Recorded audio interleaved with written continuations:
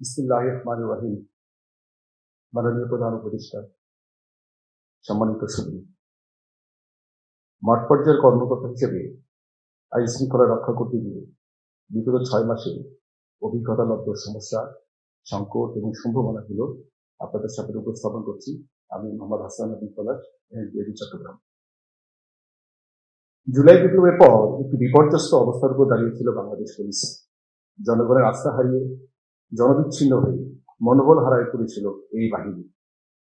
৫ এবং ৬ আগস্ট অব্যবহিত পর এই বাহিনীর কিছু বিপদগামী পুলিশ সদস্যদের নিয়ে এই পুলিশ বাহিনীকে ধ্বংসের সর্বশেষ চেষ্টা করা হয়েছিল। পরাজিত শক্তির সেই চেষ্টা ব্যর্থ হয়েছে, তা আমরা নস্যাৎ করতে সক্ষম হয়েছি।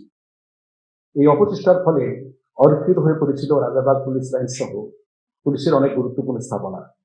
জনগণের নিরাপত্তা দিতে ভীত সন্ত্রস্ত হয়ে পড়ে আমাদের পুলিশ সদস্যরা। নিজের পরিচয় দিতেও সবার মনে ভীতির সঞ্চার হয়।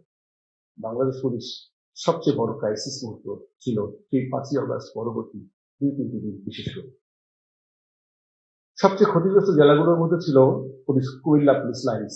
এছাড়া চট্টগ্রাম জেলার লোহাগড়া থানা, চট্টগ্রাম মেট্রোপলিটন পুলিশের কোতোয়ালি থানা, পাহাড়তলী থানা সহ চট্টগ্রাম রেঞ্জের ৮৭টি থানা সহ বিভিন্ন থানার যানবাহন, গুরুত্বপূর্ণ মামলার নথি, আলামত, রেজিস্টার সহ যন্ত্রপাতি ব্যাপক ক্ষয়ক্ষতি হয়।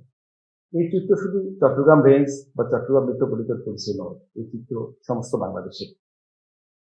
লুণ্ঠিত হয় অস্ত্র, গোলাবারুদ। এগুলো সব উদ্ধার করা এখনো সম্ভব হয়নি। আমরা আশা করছি এগুলো উদ্ধার কার্যক্রম আমরা পরিচালনা করছি এবং এই সংক্রান্তে বড় সংবাদ আশা করি চলছিল আমরা আপনাদের সঙ্গে উপস্থাপিত করতে পারবো ইনশাআল্লাহ।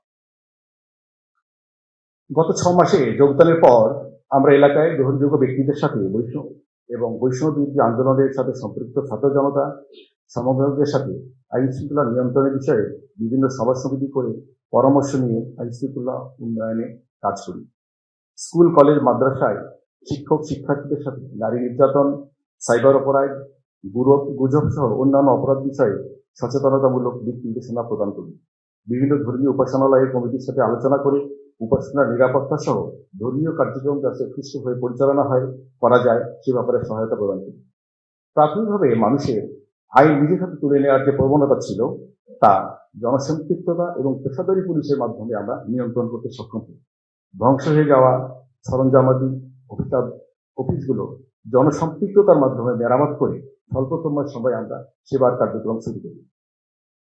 প্রাথমিকভাবে পরিদর্শনকালে দেখেছি কোনো কোনো থানায় বসবার মতো একটা টুলও ছিল না। থানায় রক্ষিত পুড়ে যাওয়া রেজিস্টারগুলো বিভিন্ন অফিস থেকে আমরা সংগ্রহের কার্যক্রম চলমান রেখেছি।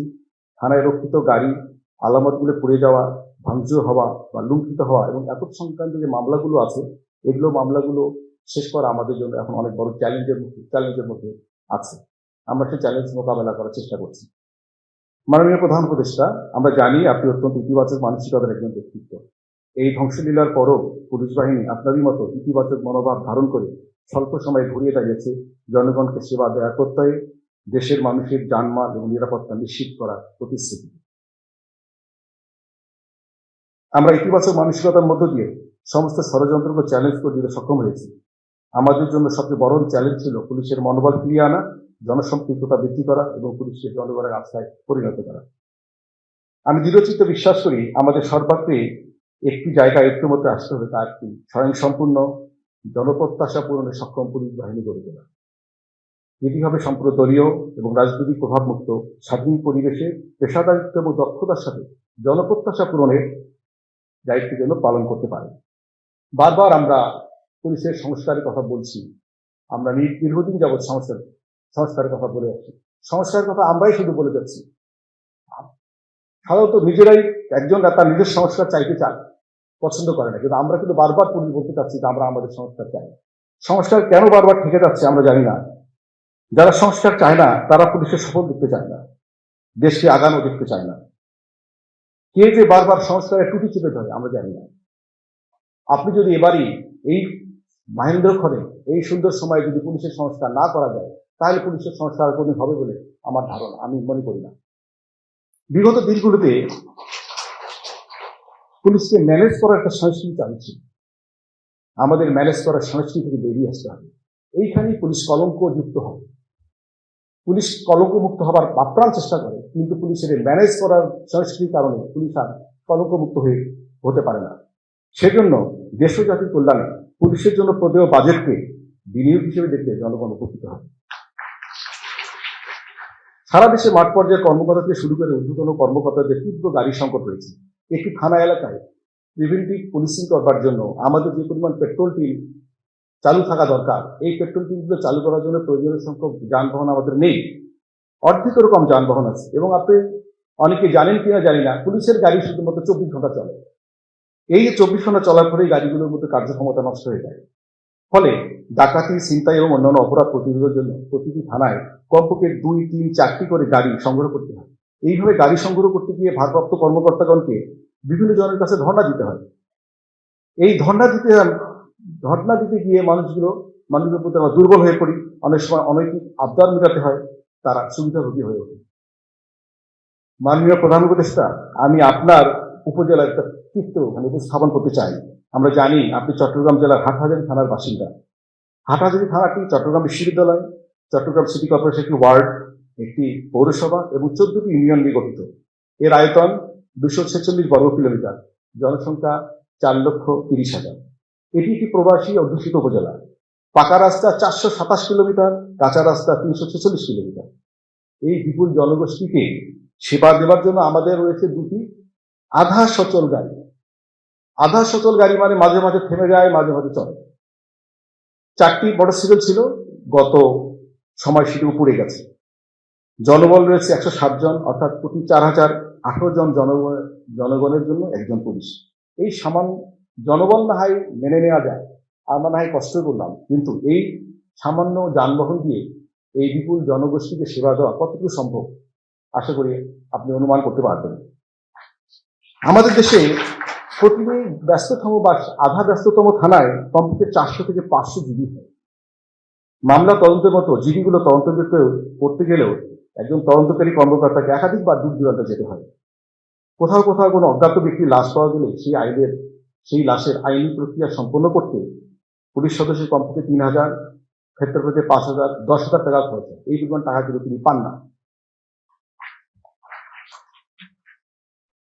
তাৎক্ষণিক সেবা পাওয়ার প্রত্যাশায় 999-এ ফোন করে মানুষ দ্রুততম সময়ে তাদের কাঙ্ক্ষিত সেবা পাওয়ার আশা করে, কিন্তু আমাদের এই সামর্থ্যের মধ্যে আমরা যখন সেই প্রত্যাশিত সেবা দিতে পারি না, তখন তারা অধৈর্য হয়ে পড়ে, তারা আমাদের প্রতি অস্থির হয়ে পড়ে।